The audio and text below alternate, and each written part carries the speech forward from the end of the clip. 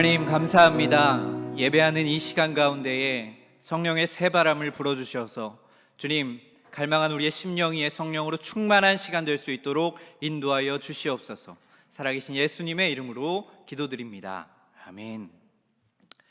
하나님께 예물 올린 손길이 있습니다. 자녀 비전원금 김수빈 학생 하나님께 올려드립니다.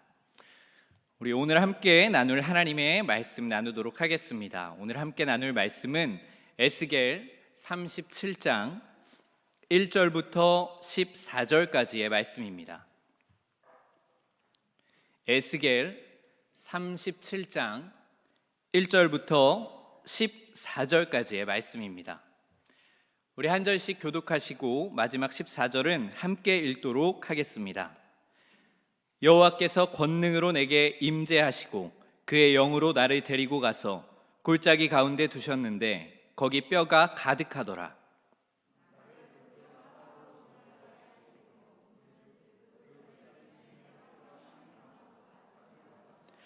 그가 내게 이르시되 인자야 이 뼈들이 능히 살 수 있겠느냐 하시기로 내가 대답하되 주 여호와여 주께서 아시나이다.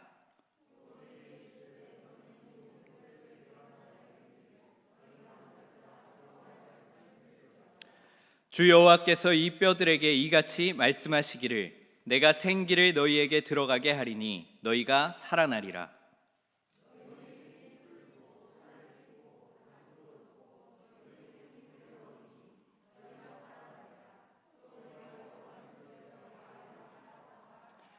이에 내가 명령을 따라 대언하니 대언할 때에 소리가 나고 움직이며 이 뼈 저 뼈가 들어맞아 뼈들이 서로 연결되더라.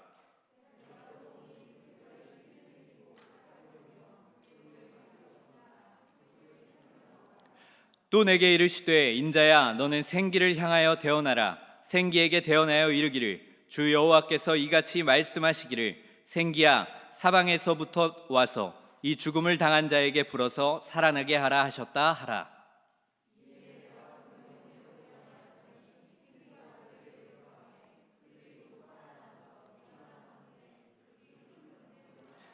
또 내게 이르시되 인자야 이 뼈들은 이스라엘 온 족속이라. 그들이 이르기를 우리의 뼈들이 말랐고 우리의 소망이 없어졌으니 우리는 다 멸절되었다 하느니라.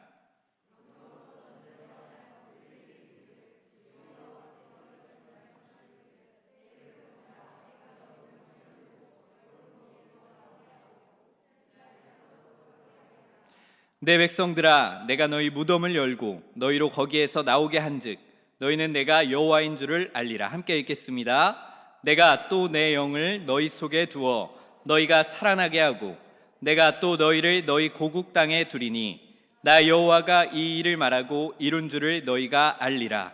여호와의 말씀이니라. 아멘. 오늘도 함께 이렇게 예배하시는 모든 성도님들, 또한 이렇게 온라인으로 함께 예배하고 계시는 모든 성도님들을 환영하고 축복합니다. 혹시 성도님들이 사막에 사는 식물을 떠올리시면 어떤 식물이 가장 먼저 떠오르시나요? 아마 많은 분들이 선인장을 떠올리실 것입니다.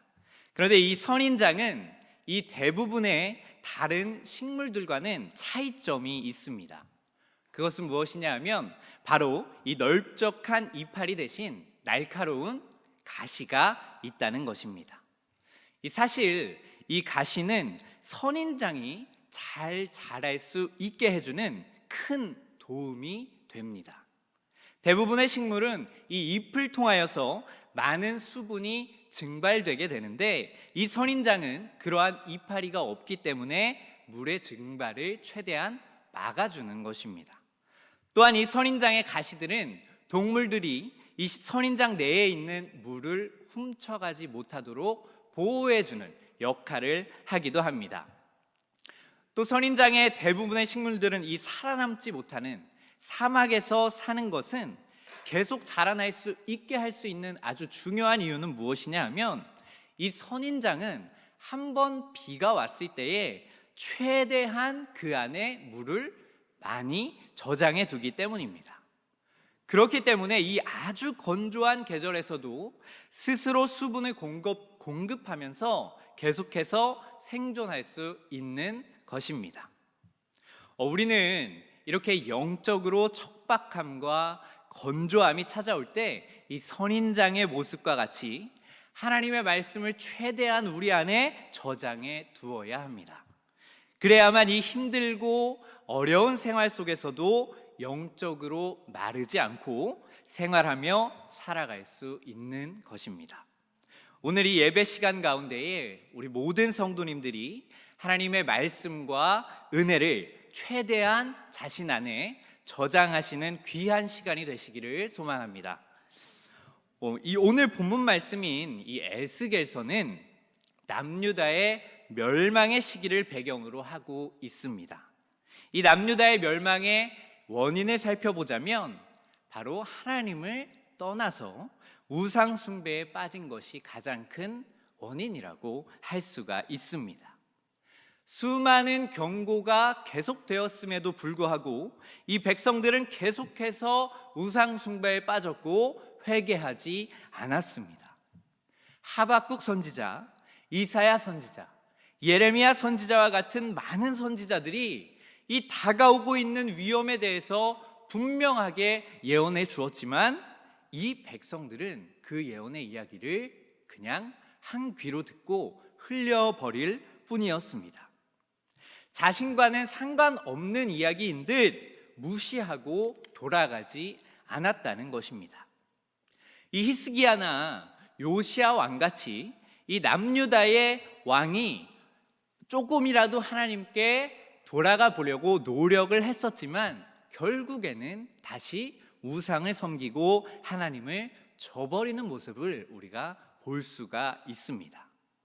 이런 상황 속에서 BC 586년에 결국 하나님은 자신을 떠나서 돌이키지 않는 백성들을 바벨론을 통하여서 심판하십니다.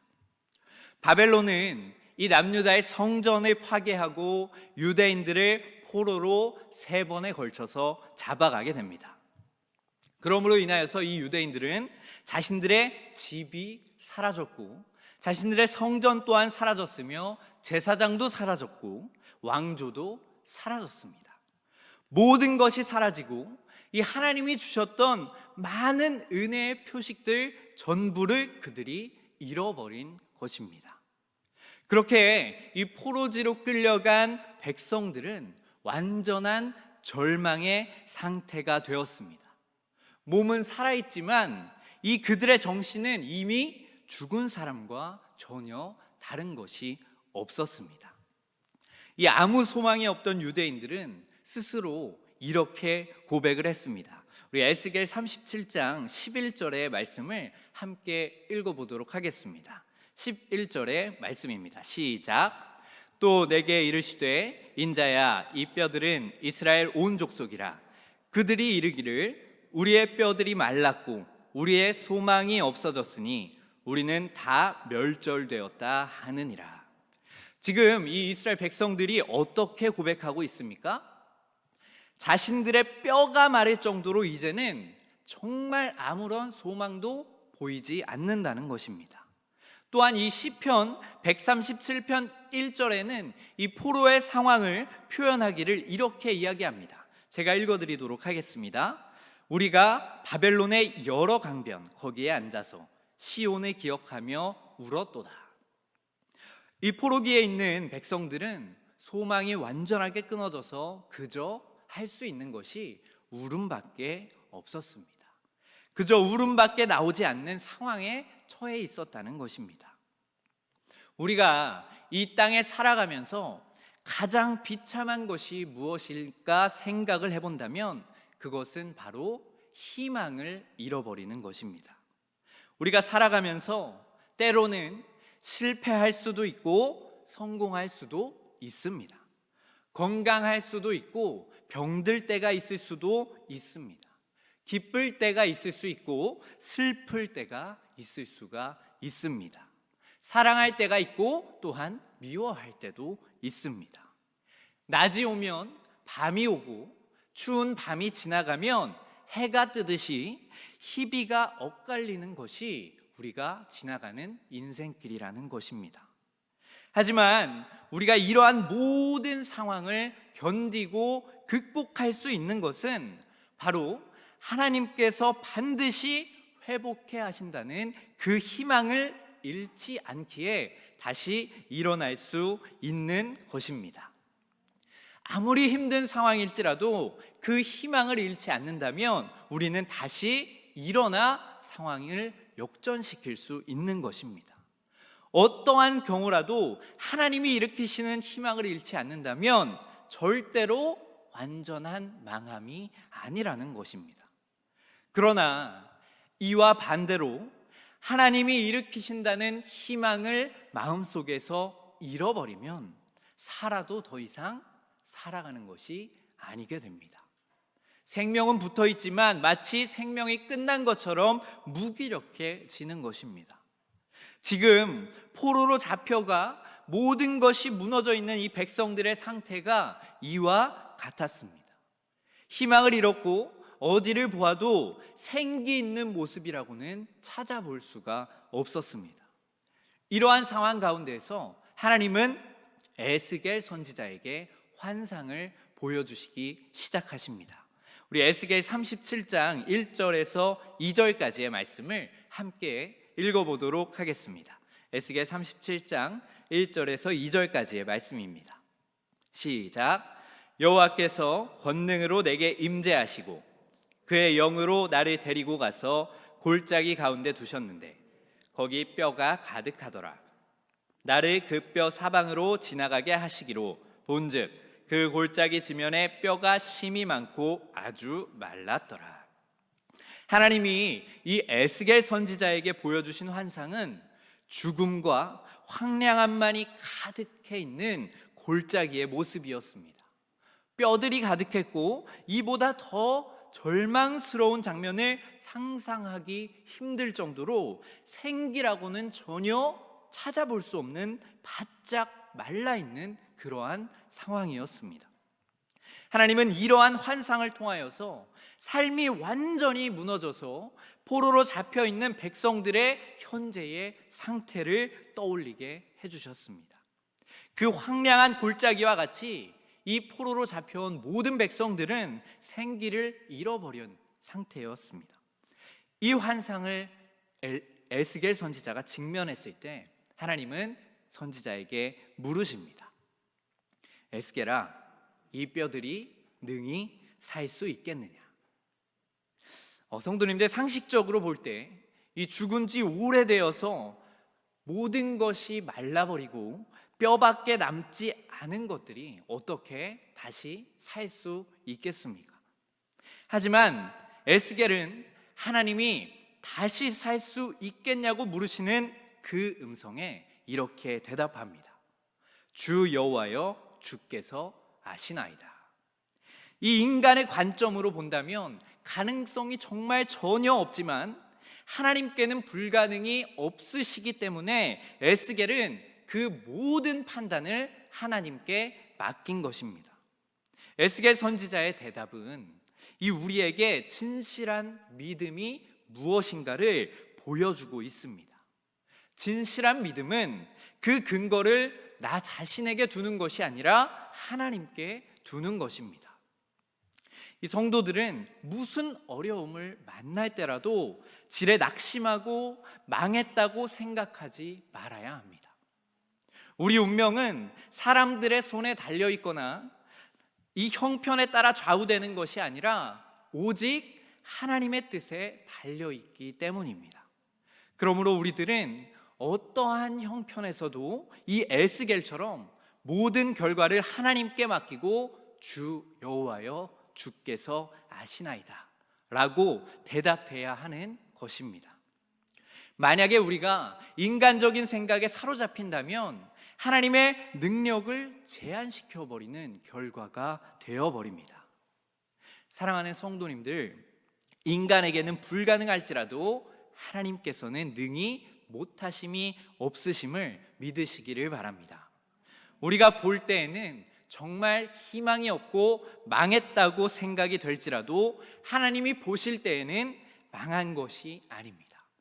끝났다고 생각되는 그 순간이야말로 하나님께서 일하시는 때임을 기억하시기를 소망합니다. 이사야 40장 26절에는 이런 말씀이 기록이 되어 있습니다. 제가 읽어드리도록 하겠습니다. 너희는 눈을 높이 들어 누가 이 모든 것을 창조하였나 보라.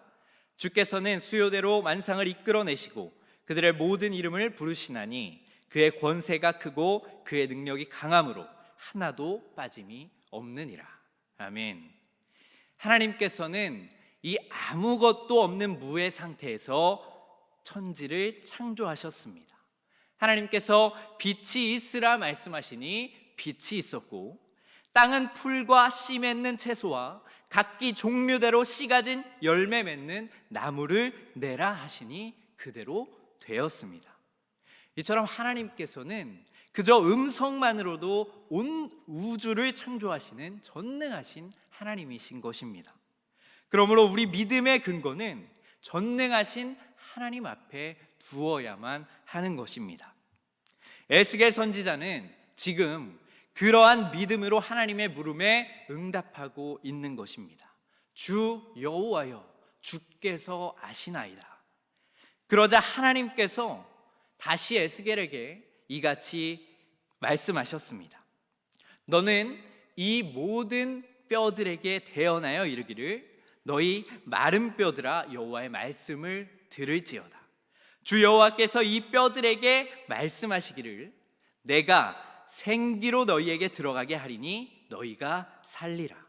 너희 위에 힘줄을 두고 살을 입히고 가죽으로 덮고 너희 속에 생기를 두리니 너희가 살리라. 또 나를 여호와인 줄 알리라 하셨다 하라. 이제 에스겔이 할 일은 무엇이냐 하면 하나님의 말씀을 받고 그 말씀대로 대언하는 것이었습니다. 그러나 이 에스겔 선지자가 대언해야 될 상대는 사람이 아니라 마른 뼈들이었습니다. 죽은 지 오래되어서 바짝 마른 뼈들이었습니다.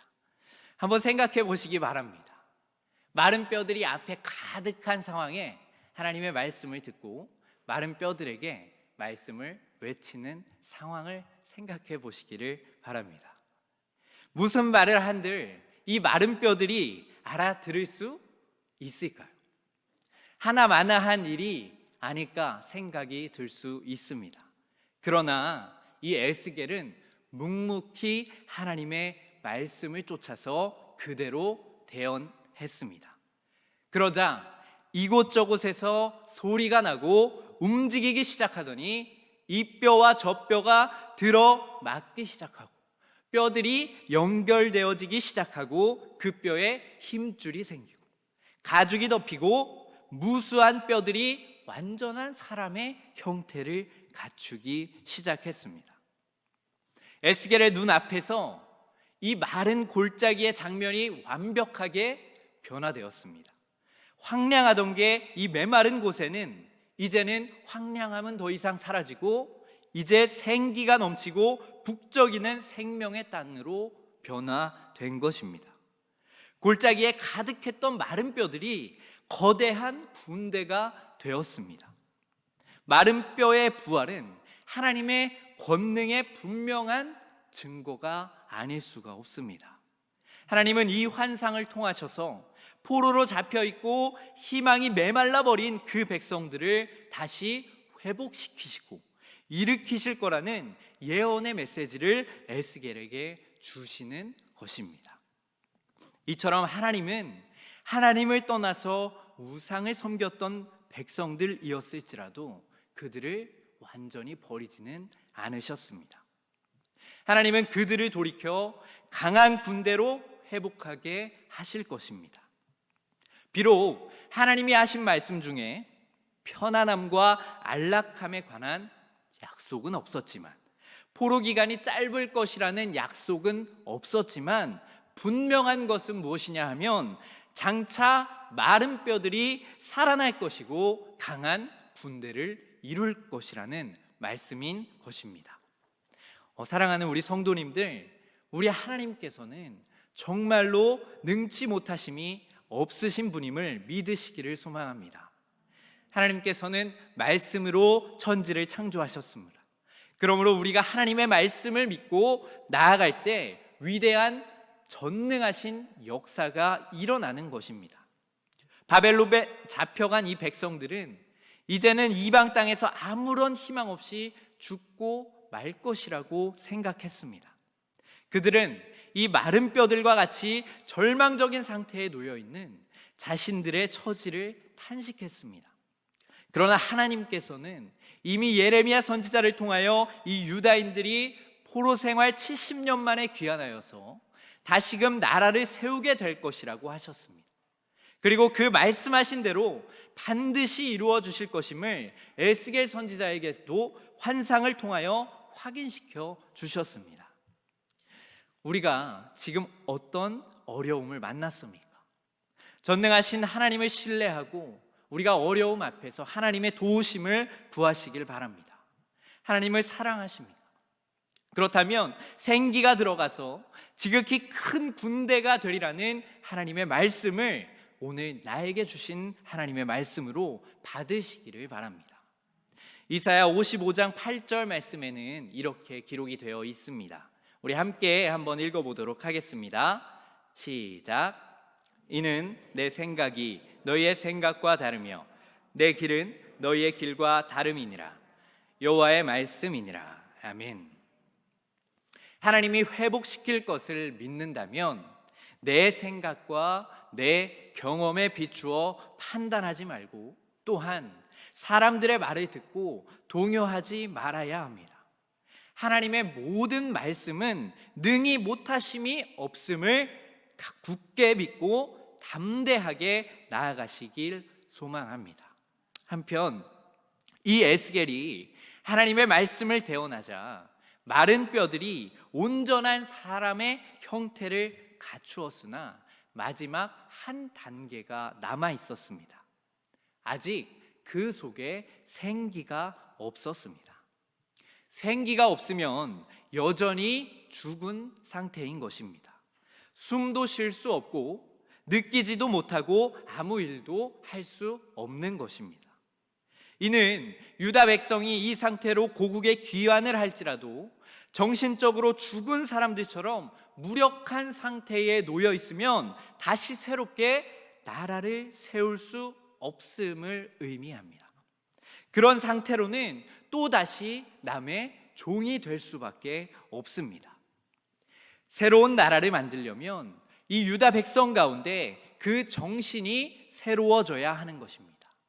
그렇다면 어떻게 새 마음과 새 정신을 가질 수 있을까요? 이 에스겔 11장 19절에서 20절까지 말씀에는 이같이 말씀하십니다. 우리 함께 읽어보도록 하겠습니다. 내가 그들에게 한 마음을 주고 그 속에 새 영을 주며 그 몸에서 돌 같은 마음을 제거하고 살처럼 부드러운 마음을 주어 내 율례를 따르며 내 규례를 지켜 행하게 하리니 그들은 내 백성이 되고 나는 그들의 하나님이 되리라. 아멘. 이 말씀을 보니까 하나님께서 말씀하시기를 한 마음과 새 영과 부드러운 마음, 이 모든 것들은 내가 스스로 갖는 것이 아니라고 말씀하십니다. 그것은 모두 하나님께서 주시는 것이라고 말씀하고 계신 것입니다. 이 말씀은 동일한 말씀으로 에스겔서에 한 번 더 기록이 됩니다. 에스겔 36장 26절에서 27절의 말씀을 제가 읽어드리도록 하겠습니다. 또 새 영을 너희 속에 두고 새 마음을 너희에게 주되 너희 육신에서 굳은 마음을 제하고 부드러운 마음을 줄 것이며 또 내 영을 너희 속에 두어 너희로 내 율례를 행하게 하리니 너희가 내 규례를 지켜 행할지라. 아멘. 이 말씀에서도 반복되는 것과 같이 새로움을 주는 창조의 영은 오직 하나님께로부터 오는 것임을 우리가 알 수가 있습니다. 오직 하나님께서 우리에게 새 마음을 주셔야 합니다. 굳은 마음을 제거하고 부드러운 마음을 주셔야만 합니다. 마른 뼈들이 스스로의 힘으로 붙어서 군대를 이룰 수 없듯이 우리 스스로 새 영과 새 마음을 만들어서 가질 수는 없다는 것입니다.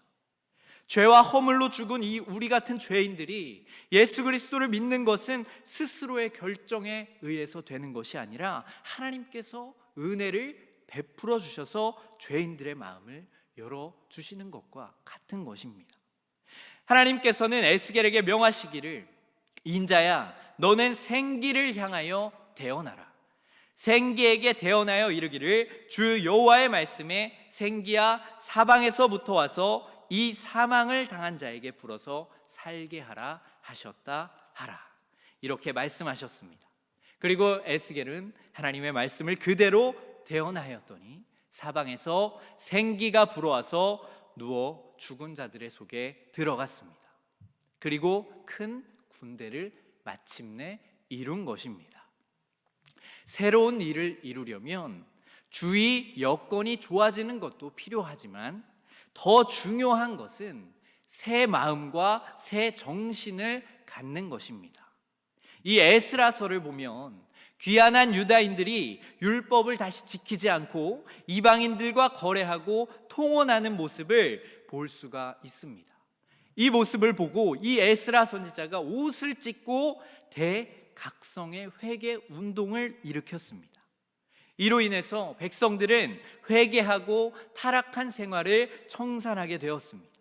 타락하고 영적으로 무능한 상태에 놓인 자들을 새롭게 하는 것은 인력으로 하는 것이 아니고 제도로 하는 것이 아니고 오직 하나님의 영이신 성령께서만 하실 수 있으심을 아시기를 바랍니다. 하나님께서 성령을 보내주셔서 우리에게 새 영과 새 마음을 갖게 해주셔야 비로소 진정한 창조가 우리 안에 일어나는 것입니다. 성령의 바람이 우리의 심령 가운데 불어와서 죽음과 부패의 세력을 완전히 몰아내고 새 생명을 불어 넣어 주셔야 합니다. 우리 한해비전교회 모든 성도님들, 어려움을 만났더라도 끝까지 희망을 잃지 않으시기를 소망합니다. 희망을 상실한 사람은 할 수 없다는 생각에 사로잡혀서 아무것도 할 수 없는 죽은 상태가 되지만, 희망을 붙잡는 사람은 할 수 있다는 생각으로 언제나 도전할 수 있는 것입니다.